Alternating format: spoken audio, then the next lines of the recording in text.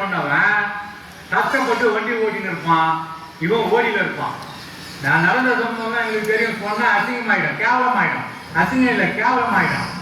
ஒரு தொழிலாளி அவருடைய பூச்சிரப்பை ஆப்ரேஷன் பண்ணிட்டு, ஸ்பைனல் கார்டு ஆப்ரேஷன் பண்ணிட்டு கொஞ்சம் ஏஞ்சி உட்காந்தாரு. அவருக்கு சம்பளம் இல்லை, இன்ஜினியரிங் வந்து இந்த மெடிக்கல் இதெல்லாம் இல்லை, வேலைக்கு வந்தாகணும், இல்லை வாழ்க்கை இல்லை, வேலைக்கு வந்தாரு. ஒரு கையில வந்து அந்த பிளாஸ்டிக் பைய பிடிச்சிப்பாரு, பிடிச்சி ஸ்டேரிங்க பிடிச்சி ஸ்டேரிங் ஓட்டினாரு. நடந்தது நாங்க ஆதாரத்தோட பேச முடியாத. நீ லைன் டியூட்டிய உனக்கு சாதகமா பயன்படுத்தின, பாதிக்கப்பட்டவனுக்கு கொடுக்கல. சாதாரண வேலைய கண்டக்டர் வேலை. அமைச்சர் பேசுறாரு, நீ ஏறி டிக்கெட் கிழிப்பாங்க, நான் 150 பேர் ஏற்றான், நீ டிக்கெட் கிழிப்பியா? ரெஸ்ட் இருக்குமா கண்டக்டருக்கு? கண்டக்டருக்கு ரெஸ்ட் இருந்ததா? இப்ப இருக்கா?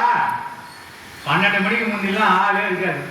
இப்ப பார்த்தா இந்த ஆதிபராசக்தி இந்த புடவை மாதிரி போட்டுக்கிட்டு கோயிலுக்கு கும்பல் கும்பலா போறாங்க.